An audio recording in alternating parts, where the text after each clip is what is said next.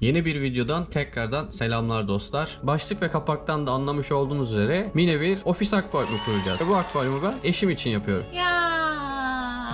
Eşim bir ofiste çalışıyor ve ofisi için dekor amaçlı sukulent ya da kaktüs tarzı bitkiler istemişti benden. Ben de dedim ki sen hayırdır, yani sen akvarist karısısın. Bir akvaristin karısı sukulent besleyemez. Yürekli, haşin, dinamik, sert olacak.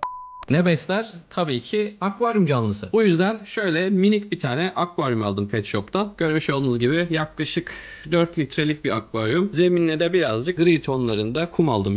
Yarım kilo kadar. Bununla güzel bir mini karides akvaryum yapacağız ve ofisinde güzel bir dekor olarak kullanabilecek. Aynı zamanda kendisine de akvaryum hobisine aşılamış oluyorum böylece. İnşallah güzel bir şey yapacağız. Bu bunun yanında yavruluk gibi kalıyor bu arada. Şuna baksana, minicik. Böyle küçük akvaryumlarda balık beslenmez, biliyorsunuz siz de. Budayacağım basit bitkilerden ve elimdeki mavi melek karideslerden küçük bir akvaryum yapacağım. Çok fazla bakım istemeyecek ve sadece buharlaşan suyu tamamlayarak uzun bir süre kullanabileceği basit bir akvaryum yapacağım. Siz de böyle eşinizi şımartabilirsiniz ya da ofisiniz varsa kendiniz için de böyle minik bir akvaryum kurabilirsiniz. Dilerseniz gelin şimdi kurulumuna başlayalım. Bu mini akvaryum arkadaşlar pet shoplardan 100-200 liraya alabilirsiniz siz de, ya da elinizde böyle bir akvaryum varsa değerlendirebilirsiniz ya da ikinci el sitelerinden bulabilirsiniz. Ben böyle mini bir akvaryum aldım. İçinde de dediğim gibi yarım kilo kadar şöyle kum var. Dere kumuna benziyor. Bunu da pet shop'tan aldım. Birinci aşama olarak arkadaşlar önce şu kumu yıkamam lazım. Sonuçta bu akvaryumda bir filtre olmayacak. O yüzden mümkün olduğunca temiz ve berrak olması için elimden geleni yapacağım. Birinci aşama olarak önce şu kumu yıkıyorum. 6 hours later. Birinci aşama olarak kumu iyice yıkadım arkadaşlar. Tortusu ve tozu gidene kadar iyice yıkadım. Sonra akvaryuma koydum. Şu an görmüş olduğunuz gibi bu halde. İkinci aşama olarak da arkadaşlar görmüş olduğunuz gibi benim akvaryumlarımda bolca bitki var. Bunlardan en az gereksinim duyanlar gül bitkilerim var. Onlardan değerlendirebilirim. Birkaç tane bakopa var. Belki bir iki tane bakopa koyacağım. Bir de biliyorsunuz daha önce bambular budamıştık. Ben bambuları buraya koydum hepsini. Burada 6-7 kök falan var. Bir de şurada palmiye var. Minyatür palmiye. Bunları kullanarak güzel bir tasarım yapmaya çalışacağım, basit bir şey. Şimdi ikinci aşama olarak da dediğim bitkilerden seçip akvaryumu kurmaya başlıyoruz.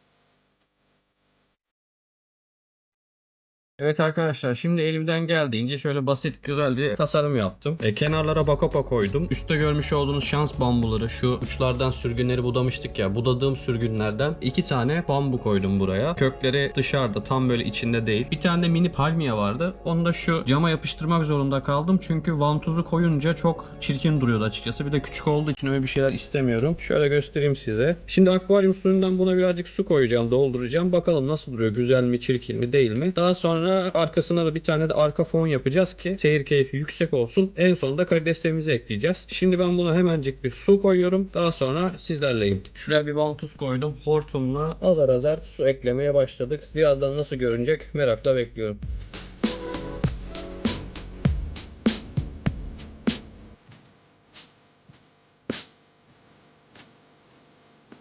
A few moments later.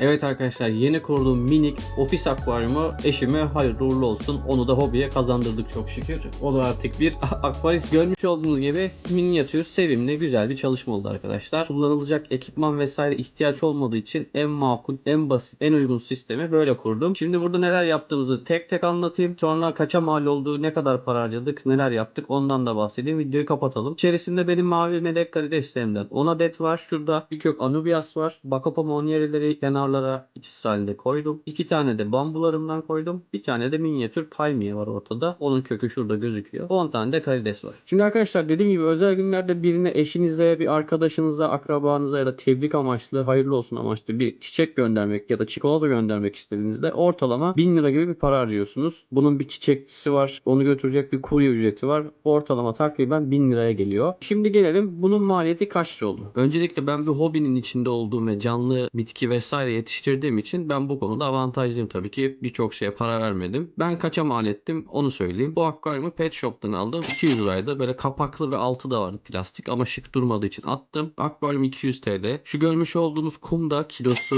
60 liraydı. 600 gram kadar aldım. 600-700 gram. Hadi ona da 40 lira diyelim. Geri kalan hiçbir şeye para vermedim. Yani 240 liraya yaptım ben bu akvaryumu. Çok şık ve ucuz oldu açıkçası. Peki siz bu hobiyle ilgilenmiyorsanız, sıfırdan komple her şeyi hazır alıp yapmak istiyorsanız kaça mal olur? Onu da hemen söyleyeyim. Kum artı akvaryum 240 TL. O cepte. Peki canlılar ve bitkiler konusuna gelelim. Bitki fiyatlarını şu an tahminen söyleyeceğim. Çünkü bu bitkiler demet olarak satılıyor. Bakopalar 50 lira desek. Şans bambularını da akvaryumcularda bulamazsınız. Ben Ikea'dan almıştım. Budadığım bambular bunlar. Bambulara o yüzden bir şey diyemiyorum. Aynı şekilde palmiye. Bir tane de mini palmiye var. Onu da şöyle göstereyim. Mini palmiye de 20-30 lira dersek. Burada bir tane de pistia var. Yani su marulu olarak geçiyor. Bu normalde yüksek ışık seven bir bitki. O yüzden burada çok uzun ömürlü olacağını düşünmüyorum ama yine de dekor amaçlı kullandım. 30 lirada pistia dedim. Sonra görmüş olduğunuz gibi burada bir tane de anubias var. Anubias'ın türü ve boyutuna göre fiyatları değişiyor. Bu boyuttaki bir anubias'ı 50 liraya kesin bulursunuz. Yani belki daha ucuza da bulabilirsiniz. Haricen bir tane salyangoz kabuğum var. Onu ben kendim yapıştırıp koymuştum. Buradaki bitkiler basit bitki olarak geçiyor arkadaşlar. Pistia hariç, yani su marulu hariç. O birazcık daha böyle ışık seven bir bitki. Haricen burada görmüş olduğunuz gibi 10 tane de mavi melek karideslerim var. Ben bu karidesleri yetiştirdiğim için ona da para vermedim tabi. Ortalama 30 lira diyelim bunlara da. Toparlamak gerekirse kum ve akvaryum var. 240 dedik. 50 lira buna, 50 lira ona dersek bitkilerle birlikte 340 lira yaptı. Ortalama pet shoplardaki karides fiyatları 30 lira. 10 tane koydum ben buraya ama fazla. Bunu seyredeceğim. Biraz fazla oldu. 3-4 tane alacağım içinden. 10 tane koysanız ki fazla gelir. 5 tane diyeyim ben ona. 150 de bu dersek 240. %o 340. Hadi 160 diyelim, 500 lira.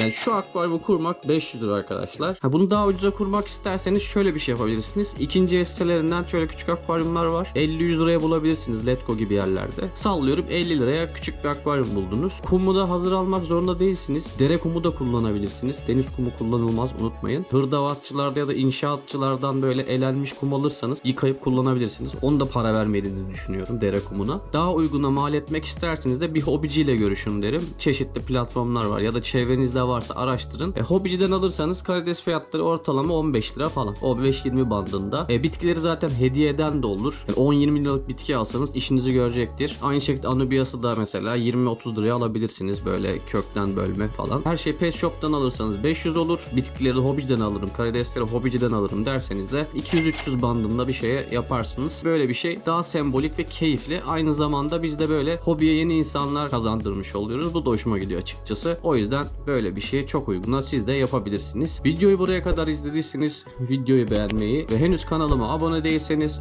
şuradaki butondan kanalıma abone olursanız sevinirim. Bir sonraki videoda görüşmek üzere. Hoşça kalın.